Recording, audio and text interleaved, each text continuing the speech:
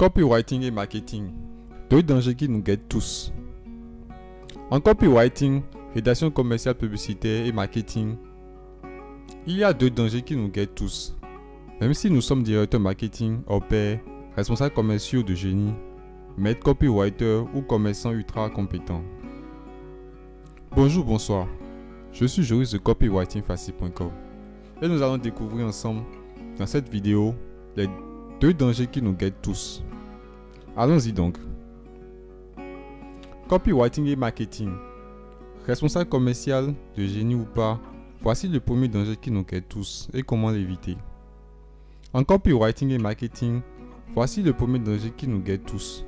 Peu importe que nous soyons directeur marketing au pair, responsable commercial de génie, maître copywriter ou commerçant ultra compétent. Négliger les conclusions et résultats de notre étude de marché ou les interpréter dans le sens qui nous arrange. Vous voyez, nous avons beaucoup insisté sur cette chaîne et sur notre blog sur le caractère indispensable de l'étude de marché. Nous l'avons fait à travers des vidéos articles tels que Copywriting, suivez ces conseils pour construire une offre irrésistible. Copywriting, pourquoi vos messages publicitaires ne vendent pas assez. Copywriting, étudiez votre marché ou mourrez. Les liens qui mènent vers ces articles se trouvent en dessous de la vidéo. Mais une fois votre étude de marché faite, il se peut que vous vous retrouviez avec des résultats et conclusions qui blessent votre ego, faussent vos croyances et opinions les plus profondes, sont contraires à vos envies, à vous obligent à repenser toute votre stratégie, marketing et parfois même tout votre business. Nécessite que vous repreniez les choses à zéro, la création de votre produit par exemple. Nécessite que vous mobilisiez à nouveau du financement, etc. Bref, pour résumer, il se peut que les conclusions et résultats de votre étude de marché nécessitent que vous fassiez des efforts monstrueux, herculéens, pour offrir aux clients ce qu'ils veulent, désirent ou ont besoin d'acheter. C'est en ce moment-là que le danger vous guette. Parce que c'est en ce moment-là qu'il est facile d'ignorer les dits résultats et conclusions et de continuer comme si de rien n'était. Et c'est ce moment-là qui va conduire votre business vers la faillite si vous ne redressez pas rapidement le tir. Souvenez-vous de ce qui est arrivé à la grande Chrysler et qui a été dévoilé dans l'article Copywriting. Suivez ces conseils pour construire une offre irrésistible. Lien en dessous de la vidéo. Souvenez-vous également des amères expériences commerciales et financières vécues par le constructeur automobile et milliardaire Henry Ford lorsque son marché voulait des voitures de couleur autre que la noire et qu'il a dit « Tout client peut avoir une voiture peinte à la couleur qu'il souhaite à condition qu'elle soit noire. » Pensez-vous qu'il ait maintenu pendant longtemps cette position, ce positionnement par plaisir? Non. Il a fait parce qu'il voyait comment cela allait chambouler toute sa chaîne de production et l'amener à faire d'énormes investissements financiers et matériels. Mais ça, son marché s'en foutait et il a bien eu le temps ainsi que la peine de le constater. C'est cette vérité qui a fait dire au maître copywriter David Ogilvy: les publicitaires qui méprisent la recherche sont aussi dangereux que les généraux qui ne savent pas décoder les signaux ennemis. Au moins Henry Ford, lui, se rendait compte que son marché voulait autre chose. Il y a pire, même si au final les conséquences sont les mêmes. Il y a celles et ceux qui essaient de ramener mentalement et émotionnellement les résultats et conclusions de leur étude de marché à ce qu'ils pensaient avant de la mener. Autrement dit, par des torsions et contorsions mentales, ils essaient de faire un lien entre ce qu'ils pensaient déjà et les conclusions résultats réels, mais tout à fait différents de leur étude de marché. Ils essaient de se convaincre de ce qu'ils ont raison et finissent par y arriver, à leur plus grand regret quelques temps plus tard. Mais dites, voulez-vous découvrir d'autres conseils du fameux maître copywriter David Ogilvy? Si oui, lisez l'article Copywriting, 25 puissants conseils du maître copywriter David Ogilvy. Revenons à présent à nos moutons. Faites donc très attention à ce premier danger qui nous guette tous. Comment l'éviter?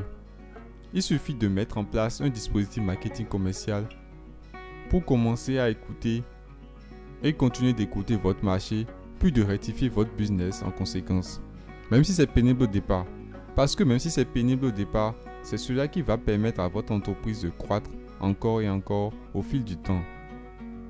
Vous pouvez le faire à travers la mise en place, par exemple, d'un panel de consommateurs. Passons au deuxième danger qui nous guette tous. Marketing et rédaction commerciale publicitaire. Mettre copywriter ou pas, voici le deuxième danger qui nous guette tous et comment l'éviter. En marketing et copywriting, le deuxième danger qui nous guette tous, peu importe qui nous soyons, c'est celui-ci. Interpréter obligatoirement à la lettre les résultats et conclusions de notre étude de marché. Bizarre, n'est-ce pas, que je vous dise de ne pas interpréter obligatoirement à la lettre les conclusions et résultats de votre étude de marché? Laissez-nous vous expliquer.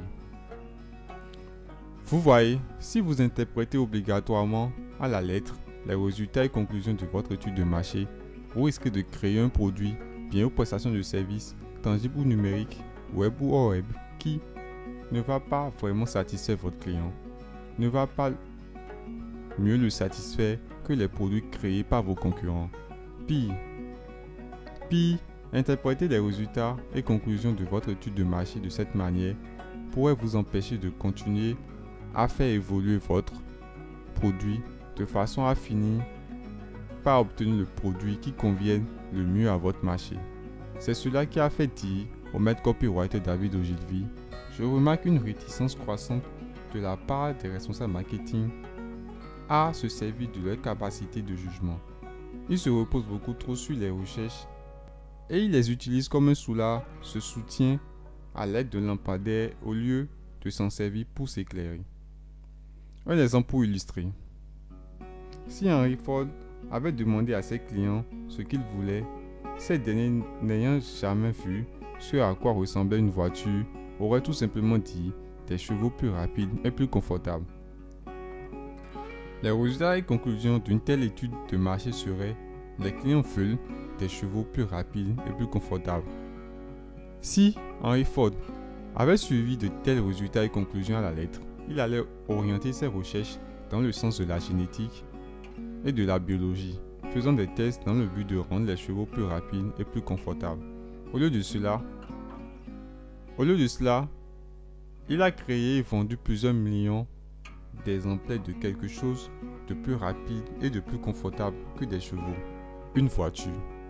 Eh bien lui en a pris, car des chevaux plus rapides et plus confortables n'auraient jamais surpassé la vitesse et le confort offert par une voiture. Comprendre cette vérité l'a rendu milliardaire. Lisez donc la passionnante histoire d'Henry Ford sur cette page Wikipédia. À présent, vous vous demandez comment éviter ce deuxième danger qui nous guette tous. C'est tout simplement de prendre les résultats et conclusions de votre étude de marché, de vous demander sans cesse qu'est-ce qui serait mieux pour mon client et de créer, puis de faire évoluer sans cesse votre produit dans cette direction. Voilà, cette vidéo est à présent terminée. Merci de l'avoir regardée. Souvenez-vous de la liker et de vous abonner pour ne rater aucune de nos autres vidéos. Pour en lire gratuitement la version article, je vous invite à cliquer sur le lien correspondant juste en dessous. Profitez-en pour récupérer nos cadeaux pour décupler vos résultats. A très bientôt dans une autre vidéo.